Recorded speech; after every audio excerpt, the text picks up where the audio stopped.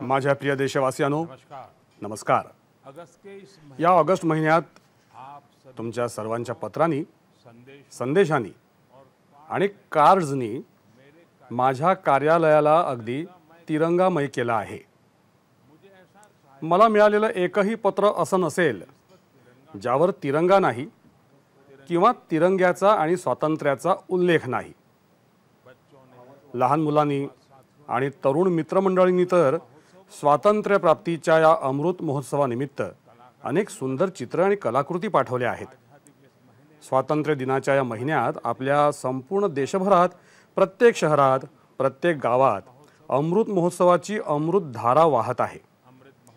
अमृत महोत्सव आणि स्वातंत्र्य दिनाच्या या विशेष प्रसंगी आपल्याला देशाच्या सामूहिक शक्तीचं दर्शन घडलं आहे। चैतन्याची अनुभूती आपण अनुभवली आहे। आपला एवढा मोठा देश, एवढी विविधता, पण तिरंगा फडकवताना मात्र आपल्या सर्वांच्या मनात एकच भावना दाटून आल्याचं दिसत होतं। तिरंग्याच्या गौरवाचे रक्षक म्हणून लोक स्वतःहून पुढे आले। स्वच्छता मोहीम आणि लसीकरण मोहीम राबवतानाही आपण देशाचा हा उत्साह अनुभवला आहे। आता स्वातंत्र्य प्राप्तीच्या अमृत महोत्सवातही देशभक्तीची तीच भावना अनुभवायला मिळते आहे। आपल्या सैनिकांनी उंच पर्वतांच्या शिखरांवर, देशाच्या सीमांवर आणि समुद्राच्या मध्यभागी तिरंगा फडकवला। लोकांनी तिरंगा मोहिमेसाठी वेगवेगळ्या नाविन्यपूर्ण कल्पना सुद्धा राबवल्या। जसे आपले एक युवा सहकारी कृष्णिल अनिलजी एक पझल आर्टिस्ट आहेत आणि त्यांनी मोझॅक कलेच्या माध्यमातून विक्रमी वेळेत सुंदर तिरंगा तयार केला आहे। कर्नाटकात कोलार इथल्या लोकांनी 630 फूट लांब आणि 205 फूट रुंद तिरंगा हातात धरून एक अनोखा देखावा सादर केला। आसाममध्ये सरकारी कर्मचाऱ्यांनी दिघाली पुखुरी युद्ध स्मारकावर तिरंगा फडकवण्यासाठी स्वतःच्या हातानं 20 फुटांचा तिरंगा तयार केला। याच प्रकारे इंदूरमधल्या लोकांनी मानवी साखळीच्या माध्यमातून भारताचा नकाशा तयार केला। चंदीगडमधल्या तरुणाईनं महाकाय मानवी तिरंगा साकारला। या दोन्ही उपक्रमांची नोंद गिनीज रेकॉर्डमध्ये झाली आहे। अशाच प्रकारे हिमाचल प्रदेशच्या गंगोट पंचायतीमध्ये एक मोठं प्रेरक उदाहरणही पाहायला मिळालं। या ठिकाणी पंचायतीच्या स्वातंत्र्य दिनाच्या कार्यक्रमात प्रमुख पाहुणे म्हणून स्थलांतरित मजुरांच्या मुलांचा समावेश करण्यात आला होता। मित्रांनो, अमृत महोत्सवाचे हे रंग केवळ भारतातच नाही तर जगातल्या इतर देशांमध्येही पाहायला मिळाले। बोत्सवाना इथे राहणाऱ्या स्थानिक गायकांनी भारताच्या स्वातंत्र्याची 75 वर्ष साजरी करण्यासाठी देशभक्तीपर 75 गाणी गायली। विशेष म्हणजे ही 75 गाणी हिंदी, पंजाबी, गुजराती, बंगाली, आसामी, तमिळ, तेलुगू, कन्नड आणि संस्कृत या भाषांमध्ये गायली गेली। दुसरीकडे नामिबियामध्ये भारत नामिबिया यांच्यातील सांस्कृतिक पारंपरिक संबंधांवर आधारित विशेष टपाल तिकीट जारी करण्यात आलं। मित्रांनो, आणखी एक आनंदाची गोष्ट मला तुम्हाला सांगायची आहे। काही दिवसांपूर्वीच मला भारत सरकारच्या माहिती आणि प्रसारण मंत्रालयाच्या एका कार्यक्रमाला उपस्थित राहण्याची संधी मिळाली। तिथे त्यांनी दूरदर्शनच्या स्वराज या मालिकेचं स्क्रीनिंग ठेवलं होतं।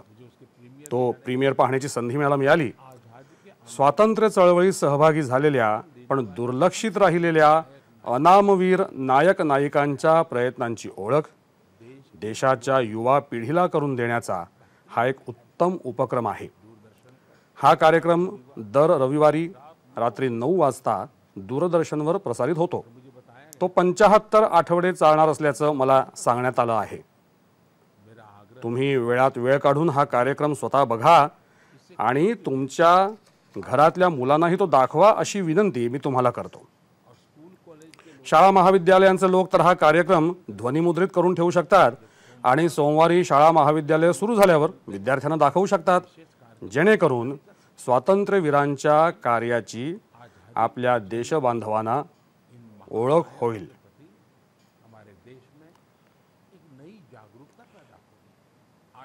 स्वातंत्र्याचा अमृत महोत्सव पुढील वर्षापर्यंत म्हणजे ऑगस्ट 2023 पर्यंत साजरा होणार आहे। देशासाठी, स्वातंत्र्य सैनिकांसाठी जे लेखन आयोजन आपण करत आलो आहोत ते काम आपल्याला यापुढेही करत राहायचं आहे। माझ्या प्रिय दाशी बांधवांनो, आपल्या पूर्वजांचं ज्ञान, आपल्या पूर्वजांची दूरदृष्टी आणि आपल्या पूर्वजांचं तत्वज्ञान आजही किती महत्त्वपूर्ण आहे। जेव्हा आपण त्याबद्दल सखोल माहिती मिळवतो तेव्हा आपण आश्चर्याने थक्क होतो। आपला ऋग्वेद तर हजारो वर्ष जुना आहे।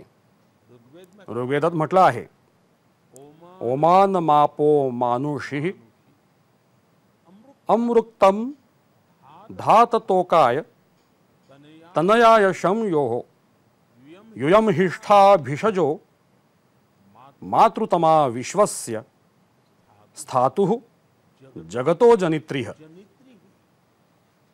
अर्थात हे जल, तू मानवतेचा सर्वात चांगला मित्र आहेस।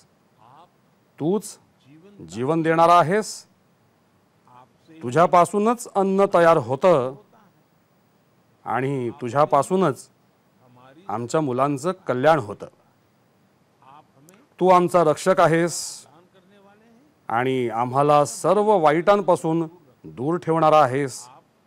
तूच सर्वश्रेष्ठ औषध आहेस आणि तूच या विश्वाचं पालन पोषण करणारा आहेस। विचार करा, हजारो वर्षांपूर्वी आपल्या संस्कृतीत जल आणि जल संरक्षणाचं महत्त्व सांगितलं गेलं आहे। हे ज्ञान आजच्या संदर्भात पाहिलं की आपण रोमांचित होतो, पण जेव्हा हेच ज्ञान आपलं राष्ट्र आपलं स्वतःचं सामर्थ्य म्हणून स्वीकारतं तेव्हा राष्ट्राची ताकद अनेक पटींनी वाढते। तुम्हाला आठवत असेल, 4 महिन्यांपूर्वी मन की बात मध्ये मी अमृत सरोवराचा उल्लेख केला होता। त्यानंतर विविध जिल्ह्यांमध्ये स्थानिक प्रशासनानं जमवाजमव केली। स्वयंसेवी संस्था आणि स्थानिक लोक एकत्र आले आणि बघता बघता अमृत सरोवराची उभारणी ही लोकचळवळ झाली आहे। जेव्हा देशासाठी काहीतरी करण्याची प्रखर भावना मनात असते, कर्तव्याची जाणीव असते, येणाऱ्या पिढ्यांची काळजी असते, तेव्हा बळही मिळतं आणि संकल्प उदात्त होऊन जातो। तेलंगणमधल्या वारंगळ इथल्या अशाच एका चांगल्या कामाबद्दलची माहिती मला मिळाली आहे। या ठिकाणी एक नवीन ग्रामपंचायत स्थापन झाली असून तिचं नाव मंगत्या वाल्या थांडा असं आहे। हे गाव वनक्षेत्रापासून जवळ आहे। या गावाजवळ एक अशी जागा होती जिथे पावसाळ्यात भरपूर पाणी साठत असे। ग्रामस्थांच्या पुढाकारानं आता अमृत सरोवर अभियानाअंतर्गत ही जागा विकसित करण्यात येत आहे। यंदाच्या पावसाळ्यात झालेल्या पावसामुळे हा तलाव पाण्यानं काठोकाठ भरला आहे। मध्य प्रदेशात मंडला येथील मोचा ग्रामपंचायतीत बांधलेल्या अमृत सरोवराबद्दलही मला तुम्हाला सांगायचं आहे। कान्हा राष्ट्रीय उद्यानाजवळ हे अमृत सरोवर बांधण्यात आलं असून त्यामुळे या परिसराच्या एकंदर सौंदर्यातही भर पडली आहे। उत्तर प्रदेशात ललितपूर इथे नव्यानं बांधलेलं शहीद भगतसिंग अमृत सरोवरही लोकांना आकर्षित करत आहे। इथल्या निवारी ग्रामपंचायतीत बांधलेल्या तलावानं 4 एकर क्षेत्र व्यापलं आहे। तलावाच्या काठावर केलेल्या वृक्षारोपणामुळे त्याची शोभाही वाढली आहे। सरोवराजवळ उभारलेला 35 फूट उंच तिरंगा पाहण्यासाठी लोक दूर दूरवरून इथे येत असतात।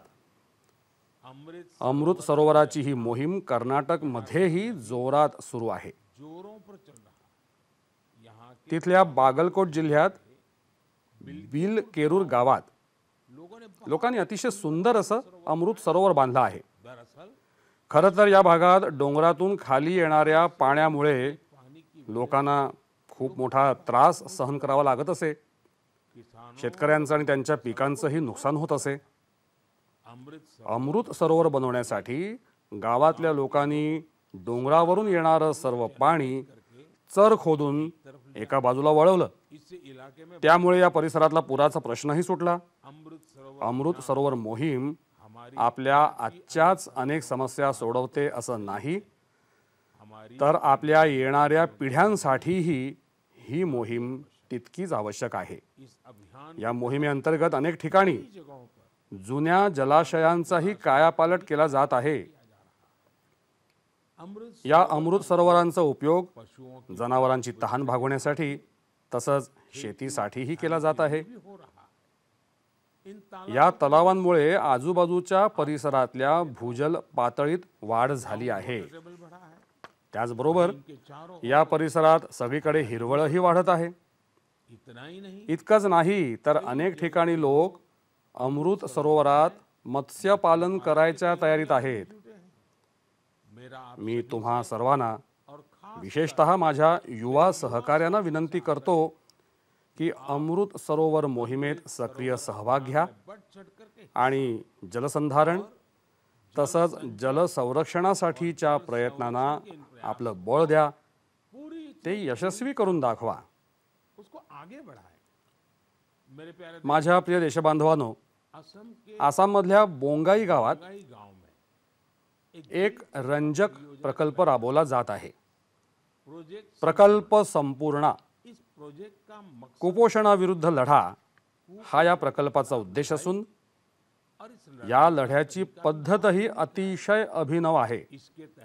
या प्रकल्पाअंतर्गत अंगणवाडी केंद्रातील एखाद्या सुदृढ बालकाची आई दर आठवड्याला एखाद्या कुपोषित बालकाच्या आईची भेट घेते आणि पोषण विषयक माहितीवर चर्चा करते.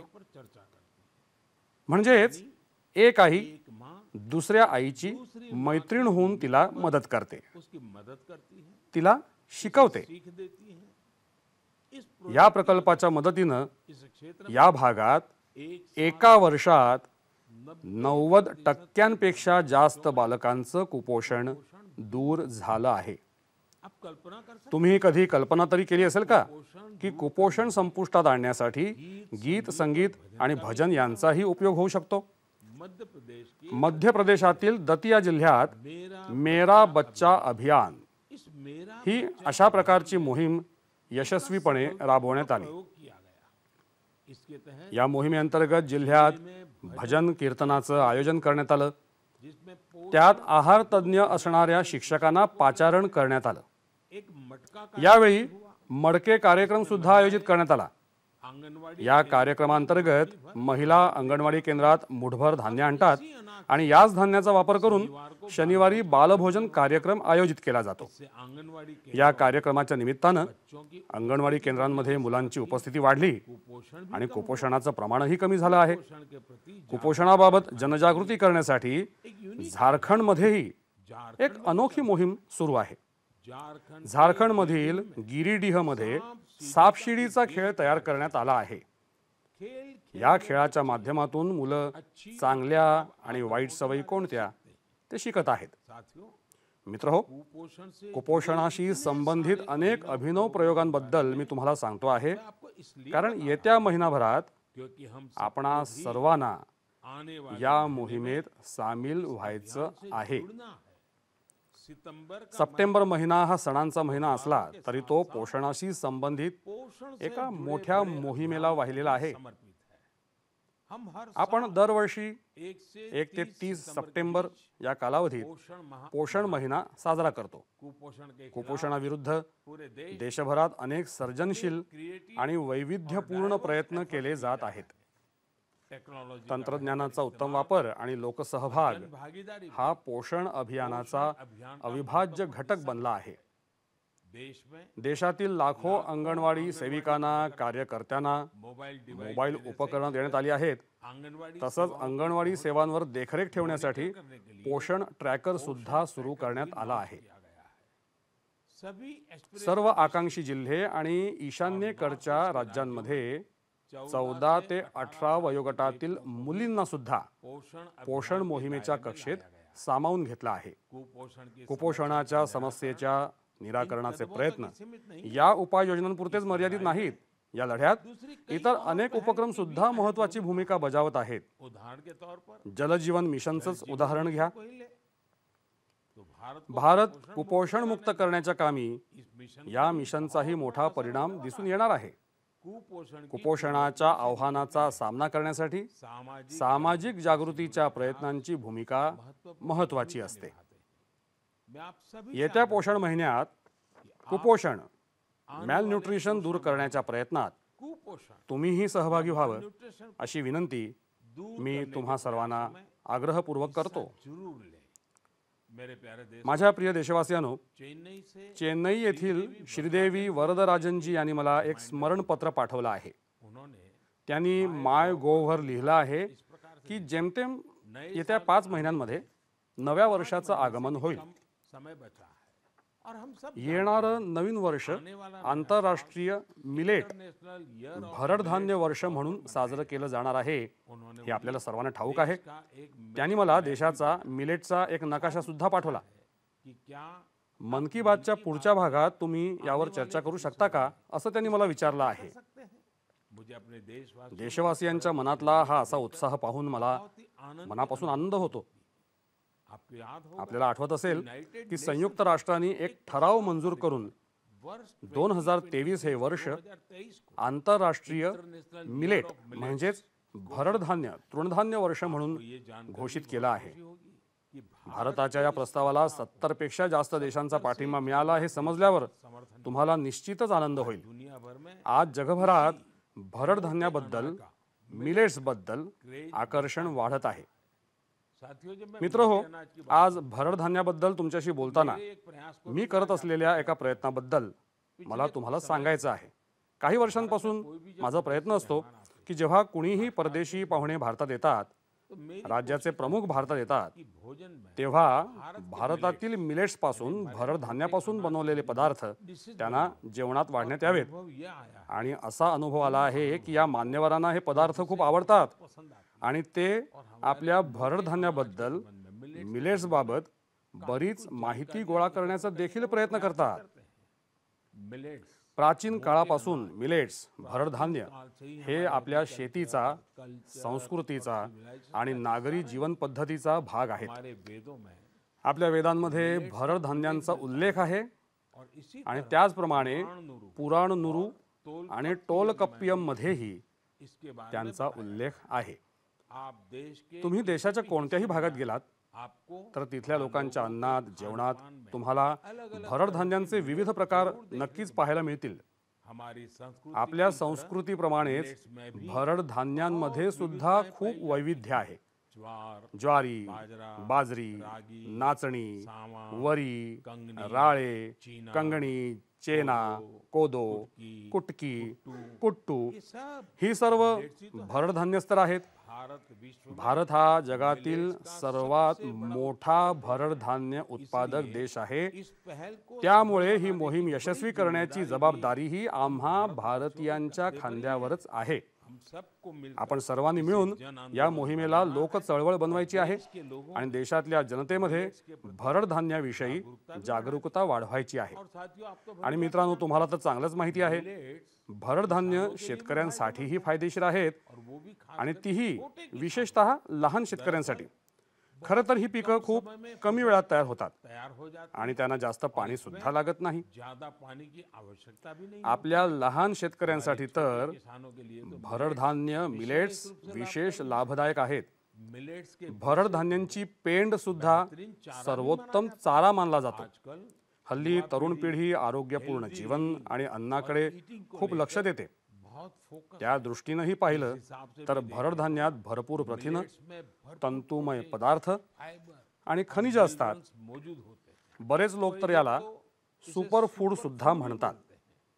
मिलेट से भरड धान्याचे केवळ एक नव्हे तर अनेक फायदे आहेत. को कम कर लठ्ठपणा कमी करण्यासोबतच ते मधुमेह, उच्च रक्तदाब आणि हृदयविकाराचा, हृदयाशी संबंधित आजारांचा धोका सुद्धा ते कमी करतात. साथ ही यासोबतच ते पोट आणि यकृताच्या आजारांपासून वाचवण्यासाठी मदत करतात. पहले ही कुपोषणाबद्दल आपण काही वेळापूर्वी बोललो होतो.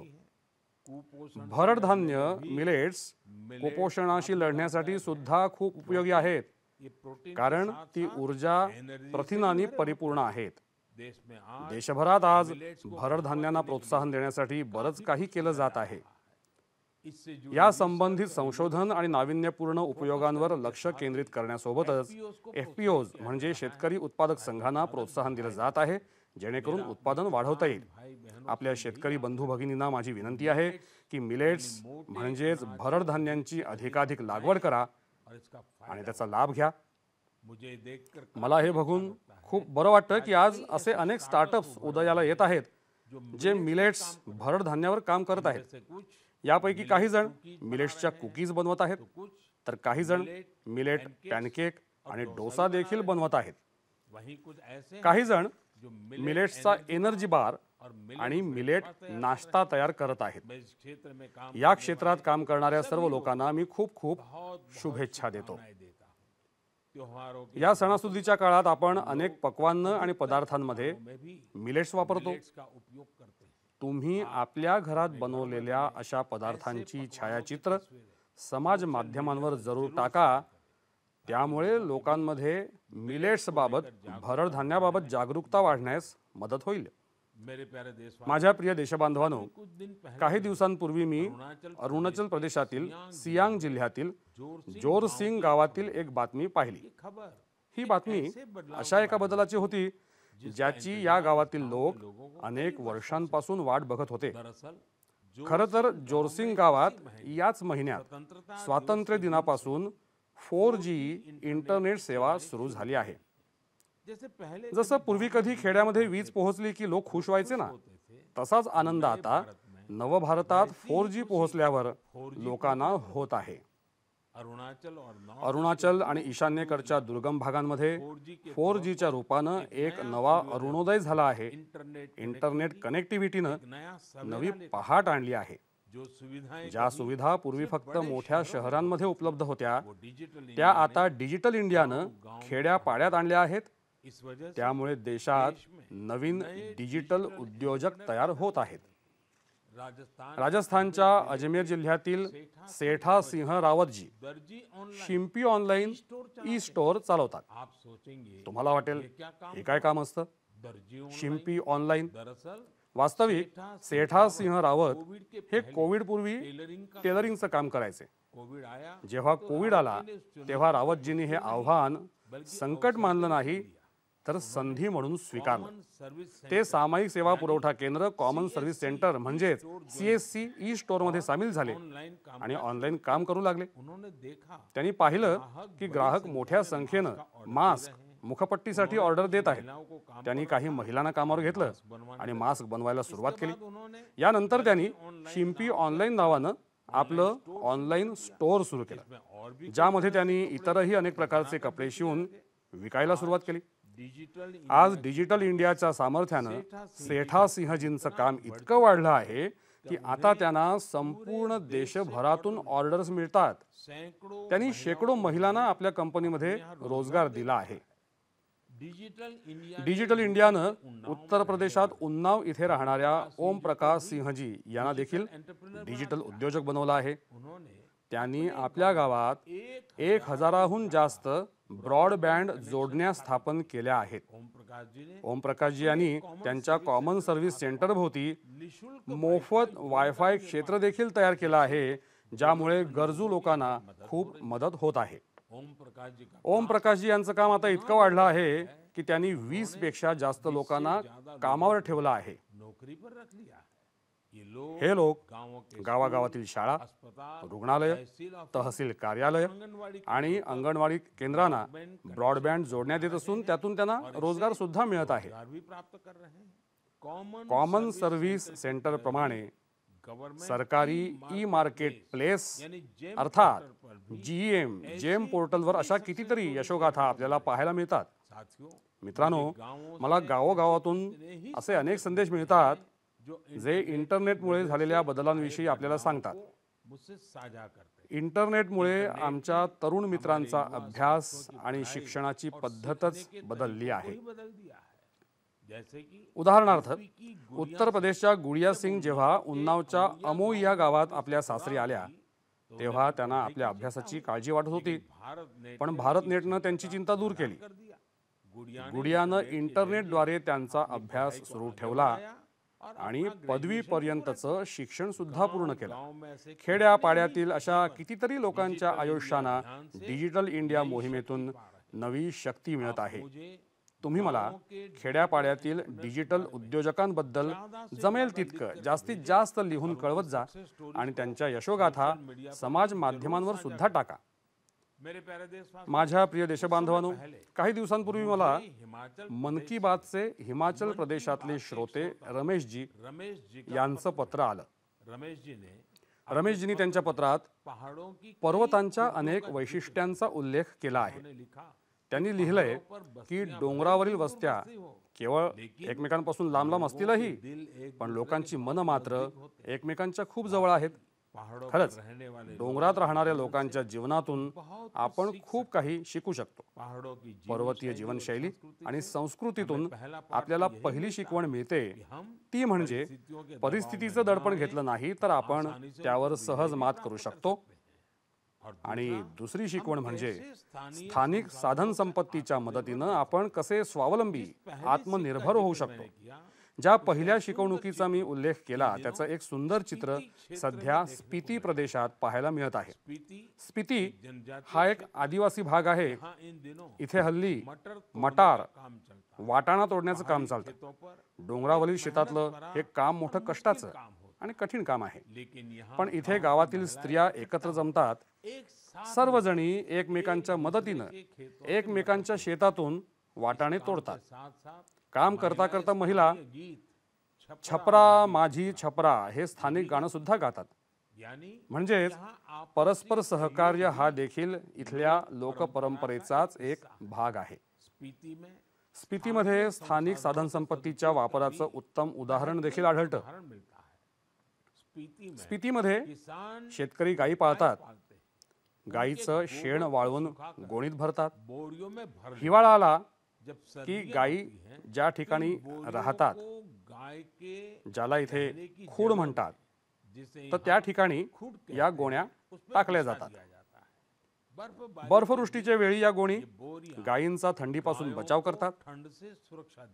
हिवाळ्यानंतर हेच शेण शेतात खत म्हणून वापरलं जातं. म्हणजेच प्राण्यांच्या शेणाच्या मदतीनंच त्यांचं संरक्षणही, तसंच शेतासाठी खत देखील. शेतातल्या लागवडीचा खर्चही कमी आणि शेतात उत्पादनही जास्त. त्यामुळेच तर हा परिसर हल्ली नैसर्गिक शेतीसाठीही प्रेरणादायी ठरत आहे.